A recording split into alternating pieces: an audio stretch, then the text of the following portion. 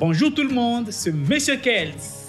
Si vous êtes passionné de voyage et vous croyez que le voyage offre un terrain fertile pour le développement personnel, ne cherchez plus. S'il vous plaît, ne cherchez plus. Vous êtes au bon endroit. Et bienvenue sur ma chaîne. Dans cette deuxième vidéo, je vous amène dans une éclatante métropole où les soleils brillent, le palmier danse et la vie est une fête perpétuelle. Miami. Aujourd'hui, je voudrais partager avec vous une expérience incroyable que j'ai vécue dans cette ville. Mais avant tout, Miami est une ville cosmopolite qui est d'abord connue pour ses plages magnifiques au sable blanc, les eaux turquoises, sa musique latine entraînante, son ambiance festive et vibrante, ses restaurants et ses hôtels de luxe. Miami Beach est une destination touristique populaire. Comme je l'ai dit, je vais vous parler d'une autre aventure. Une aventure à la fois excitante et terrifiante. Le skydive, le saut en parachute. Vous ne pouvez pas imaginer les leçons que j'ai tirées de cette aventure terrifiante et excitante à la fois. Mais avant de parler des leçons que j'ai tirées de cette aventure, je vous laisse accompagner d'un génie. J'adore ce gars. Un génie de l'humour. Il nous donne son point de vue sur le saut en parachute. Roman. Et je vous reviens tout juste après. Très peur de l'avion, très peur. Il y a des gens, je vous jure que c'est vrai, sur la même planète que nous, je vous jure que c'est vrai. Il y a des gens, ils font du saut en parachute. Et ils ne sont pas obligés. Ça, c'est des gens, ils montent dans un avion pour aller nulle part. Il n'y a pas de destination, mais ils montent, ils disent non, ça va être très sympa, je ne comprends pas. Et la dernière fois, je vous jure que c'est vrai, j'allume la télévision, la nouvelle c'était terrible accident de parachute. Je suis désolé. C'est pas un accident. T'as sauté d'un avion. C'est pas parce que t'as un sac à dos avec un drap très bien plié dedans que t'es en sécurité, mon ami. T'étais en bas. Ça allait. Là, t'as payé quelqu'un pour qu'il t'amène là-haut. Lui, il avait prévu d'atterrir à un moment donné. C'était dans ses plans, ok? Mais t'as fait le mec, genre, non, je connais un raccourci. Tout ça pour revenir exactement là où t'étais quand ça allait. C'est pas un accident. C'est la gravité, ça s'appelle. C'est Newton qui a dit ça. Tout le monde connaît Newton. Newton, il a dit mot pour mot, tout corps qui saute d'un avion va s'enculer la face à un moment donné. Il est un peu vulgaire, Newton. Mais il n'a pas complètement tort, quelque part. Ce mec est exceptionnel. Ah, c'est vrai, vous pensez comme moi que Newton, il est un peu vulgaire, hein? J'avais toujours rêvé de faire du parachutisme. Mais j'avais toujours cette peur qui me hantait encore et encore et encore et encore. Et vous le savez que faire du parachutisme, ça fait vraiment, vraiment, vraiment peur. Et vous savez pourquoi ça fait peur? La peur de l'inconnu, la peur de perdre le contrôle, la peur des auteurs. J'avais un ami qui me disait, Didier, l'homme est fait pour avoir ses pieds sur terre. Pas... non, non, non, non, non, non, non. La peur de l'accident. Et surtout, la peur de la mort. Les jours du saut en parachute, mon épouse et moi, nous sommes rendus à l'aérodrome. On avait un mélange de sentiments, de l'excitation, mais en même temps la peur. Qu'est-ce qui va se passer? Nous avions été accueillis par des instructeurs professionnels qui nous ont rapidement entraînés et préparés pour les sauts. Mais avant de monter dans l'avion, nous avons signé un document pour décliner la responsabilité en cas de décès ou en cas d'accident. C'est là que nous nous sommes rendus compte que ça devient sérieux. Bref, nous avions été équipés d'un harnais et d'un parachute. Nous sommes montés dans l'avion avec les instructeurs et d'autres personnes qui allaient sauter. quand l'avion faisait les taxis, il y avait un silence total dans l'avion. Toute l'excitation, ouais, on va faire du saut en parachute, avait complètement disparu. Et c'est là que j'ai commencé à repenser les sketchs de Roman, la loi de Newton. Une fois que nous avons atteint une altitude de 13 000 pieds, la porte de l'avion s'est ouverte et c'est là que tout a commencé. J'ai vu ma vie défiler devant moi. Je me suis posé une seule question. Qui m'a envoyé? Avant de sauter, j'ai eu ma première leçon. Leçon numéro 1. La peur n'est que le fruit de notre imagination. La peur n'est pas quelque chose de réel ou d'objectif. C'est quelque chose qui est créé dans notre imagination par nos perceptions et nos hypothèses. Regardez comment les hypothèses ont créé ma peur. Si le parachute ne s'ouvre pas, et là j'avais peur, j'ai commencé à imaginer comment j'allais mourir. La une sur les réseaux sociaux, à la télé, terrible, accident en parachute d'un Africain à Miami. Et j'ai commencé à imaginer les commentaires sur mon profil Facebook. On se connaît, les cousins africains, comment on est. Qui l'a envoyé faire ça?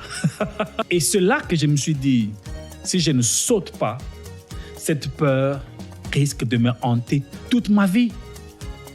J'ai sauté dans le vide à une vitesse de plus de 200 km/h. Après quelques secondes, la peur avait complètement disparu.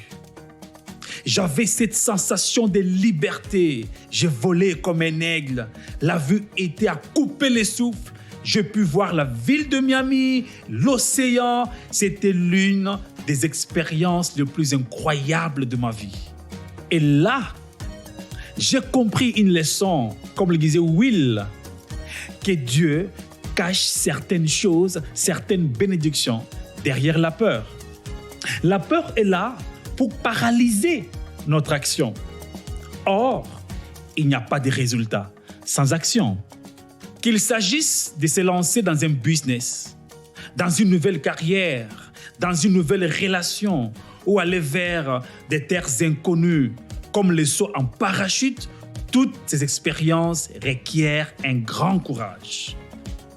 Comme disait Mandela, que le courage n'est pas l'absence de la peur, mais la capacité à la surmonter. Il y a une énorme quantité de peurs qui peuvent surgir avant de commencer quelque chose de grand. Ça peut être effrayant, mais si vous arrivez à les surmonter, vous réaliserez que vous êtes capable de beaucoup plus que ce que vous pensiez. Apprenons à gérer notre imagination de manière positive, de manière à visualiser des résultats positifs, que de céder à des scénarios catastrophiques, imaginaires, qui peuvent nourrir nos peurs. Leçon numéro 2, oser sortir de sa zone de confort, secret pour réaliser ses rêves. Le rêve est comme un parachute. Il ne peut pas s'ouvrir quand vous êtes encore à l'intérieur de l'avion. Parce que l'air ou la pression à l'intérieur de l'avion rendrait impossible l'ouverture du parachute. C'est seulement en faisant un saut dans l'inconnu et bénéficier d'une pression d'air requise, tout comme un parachute nécessite un certain niveau de pression pour fonctionner. L'accomplissement de nos rêves peut nécessiter une certaine pression hors de notre zone de confort et nous donner le courage de prendre des mesures nécessaires pour réaliser nos aspirations.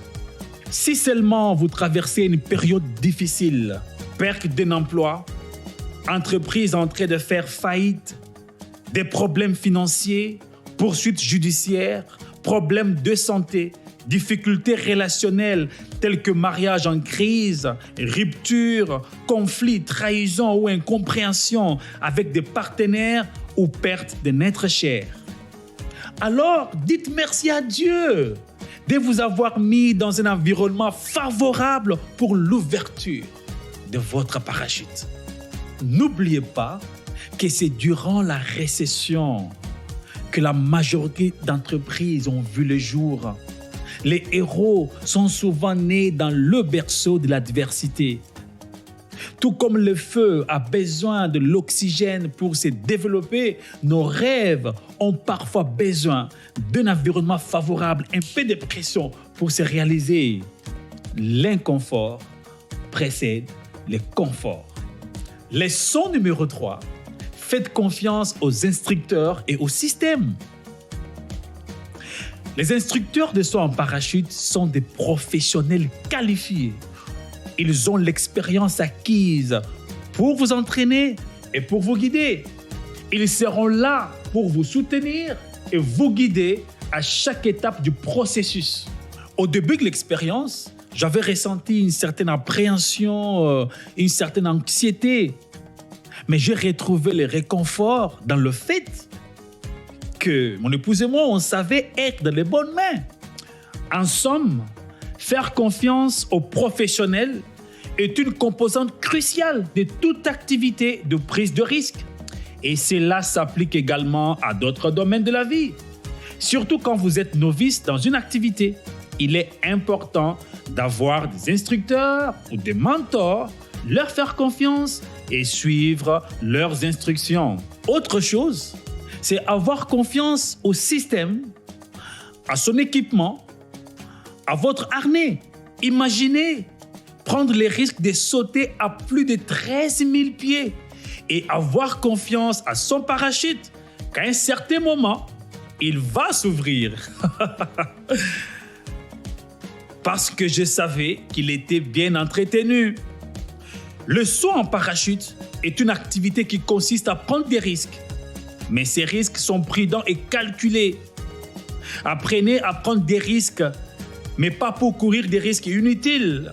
Si nous pouvons faire confiance à un sac sur notre dos et nous croyons qu'à un certain moment, il va s'ouvrir, à combien plus forte raison ne pas avoir confiance en Dieu? Sans la foi, sans la confiance en soi, sans la confiance au système, sans la confiance aux autres, nous serons incapables de réaliser quoi que ce soit. Leçon numéro 4. Vivez l'instant présent. Le saut en parachute est une activité incroyablement intense et passionnante qui vous force à être dans l'instant présent. Étant donné que vous êtes à plusieurs milliers de mètres de hauteur, vous ne pouvez penser à rien d'autre qu'à l'instant présent. Je me rappelle encore de chaque détail de cette expérience. L'air qui frappait sur mon visage, les consignes qu'on m'a données, quand on m'a demandé de tourner à gauche, faire des photos, faire des signes. Je me rappelle encore de la vue que j'avais sur l'océan, sur la ville, comment on traverse les nuages. J'ai senti tout ça, je le sens encore aujourd'hui parce que j'étais dans l'instant présent. Lorsque nous sommes concentrés sur le passé ou l'avenir, lorsque nous sommes constamment sur notre téléphone, nous manquons souvent ce qui se passe dans le moment présent. Nous pouvons passer à côté des moments de bonheur, de joie et de satisfaction simplement parce que nous ne sommes pas présents. Lorsque nous sommes pleinement présents, nous sommes plus attentifs à ce que les autres ont à dire, à ce qui se passe autour de nous. Cela nous permet de mieux comprendre les autres et d'établir des liens plus profonds et de développer des relations plus enrichissantes. En somme, vivre l'instant présent est crucial pour notre bonheur, pour notre bien-être, pour nos relations interpersonnelles. Vivre l'instant présent nous aide à nous concentrer ou à relever les défis de la vie. En résumé, après avoir atterri en toute sécurité, je réalisais que cette expérience n'était pas seulement une sensation forte, mais elle est une véritable école de vie. J'espère que ce que je partage aujourd'hui vous inspirera à vivre vos rêves et à tirer le meilleur parti de chaque moment de votre vie. Alors, dites-moi en commentaire ce que vous pensez du skydive. soit en parachute. Et si vous pensez faire du skydive un jour, mettez-le aussi en commentaire. Je n'hésiterai pas de vous donner un peu de conseils pratiques. Comment se préparer mentalement? Quelle ville il faut aller pour vivre une expérience extraordinaire? Ou également, si vous avez d'autres expériences sensationnelles et des leçons que vous avez tirées, n'oubliez pas aussi de les mettre en commentaire. Merci de m'avoir écouté et n'oubliez pas de vous abonner pour plus de contenu. À jeudi prochain. Explore le monde. Voyage. Enjoy your life.